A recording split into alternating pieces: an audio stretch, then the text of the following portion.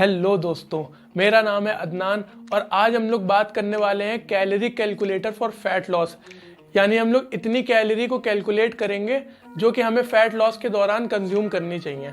तो पहले हम लोग जान लेते हैं कि कैलोरी आखिर होती क्या है। तो कैलोरी एक तरीके का यूनिट होता है हमारी एनर्जी को मेजर करने के लिए। जैसे हम लोग कोई भी वजन वाली चीज को, कोई भी वेट वाली चीज को ग्राम में या किलोग्राम में मेजर करते हैं, वैसे ही एनर्जी को हम लोग कैलोरी में मेजर करते हैं। तो जो भी हम लोग फूड खाते हैं उसमें कुछ ना कुछ कैलोरी जरूर होती है और वो कैलोरी हमें बताती है कि इस फूड में कितनी ज्यादा एनर्जी है या कितनी कम एनर्जी है। तो आसानी से समझने के लिए हम लोग एग्जाम्पल के तौर पे 1 किलोमीटर को देखते हैं। तो 1 किलोमीटर चाहे हमारा रोड पे हो या बीच पे हो या समुद्र में हो, तो वो रहता 1 किलोमीटर ही है। अगर हम लोग रोड पे 1 किलोमीटर दौड़ेंगे तो सबसे आसानी से दौड़ लेंगे, और अगर बीच पे दौड़ेंगे हम लोग 1 किलोमीटर तो रोड के मुकाबले हमें थोड़ी सी डिफिकल्टी होगी दौड़ने में। और अगर हम लोग पानी में स्विम करेंगे तो सबसे ज़्यादा डिफिकल्टी होगी, यानी रोड से भी ज़्यादा और बीच की सैंड से भी ज़्यादा डिफिकल्टी होगी हमें 1 किलोमीटर स्विम करने में।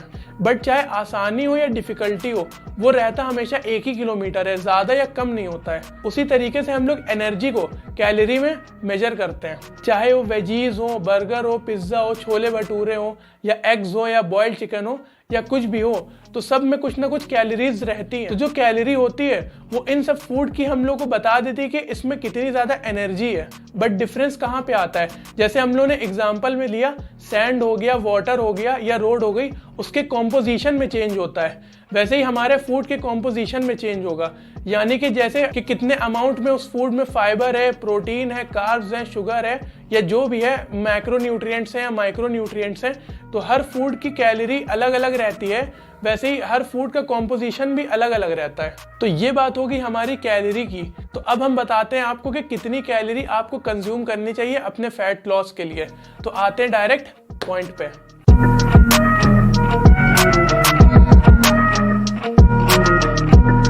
तो जो भी हमारा बॉडी वेट है किलोग्राम में, उसको हम लोग 2.2 से मल्टीप्लाई कर लेंगे तो वो बॉडी वेट जो हमारा होगा वो पाउंड्स में आ जाएगा।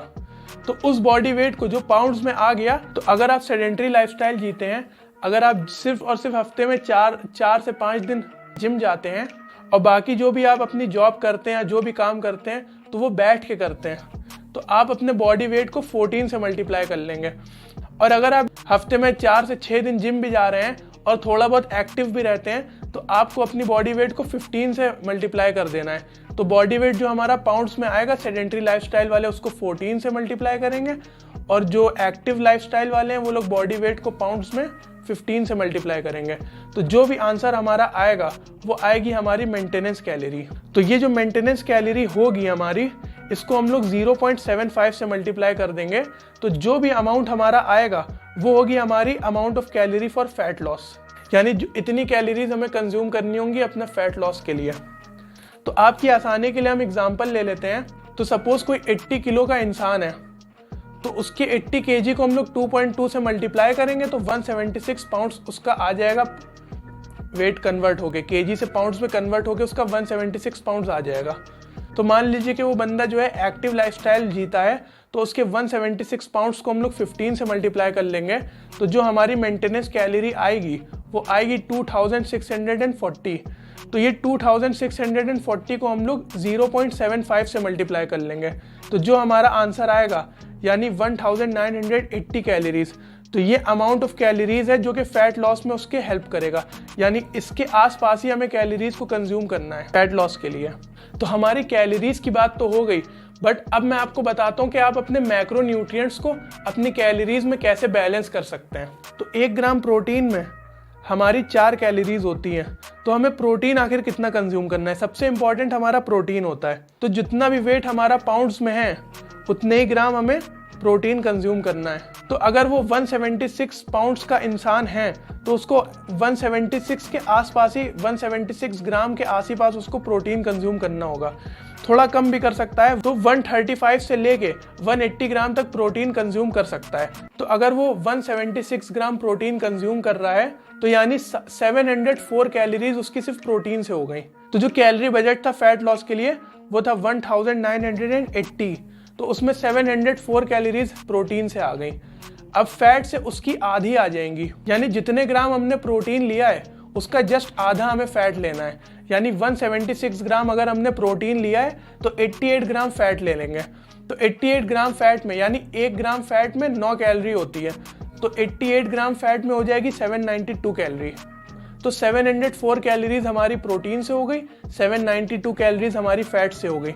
तो बची जो 544 कैलोरीज हैं वो हमें कार्ब्स और फाइबर से कंज्यूम करनी है। तो इस तरीके से आप अपनी कैलोरी को जो है कैलकुलेट कर सकते हैं और उसके यूज से आप अपने फैट लॉस को ज़्यादा से ज़्यादा इफेक्टिव कर सकते हैं। तो अगर आपको कोई भी डाउट हो इस कैलोरी कैलकुलेटर से तो आप कमेंट कर सकते हैं या आप मुझे इंस्टाग्राम पे डीएम भी कर सकते हैं। और अगर आप चाहते हैं कि मैं आपका कैलोरी कैलकुलेटर बना के दे दूँ तो आप मुझे मैसेज करके अपना वेट बता सकते हैं केजी में, तो मैं आपकी डेली बजट कैलोरी कैलकुलेट करके दे दूंगा।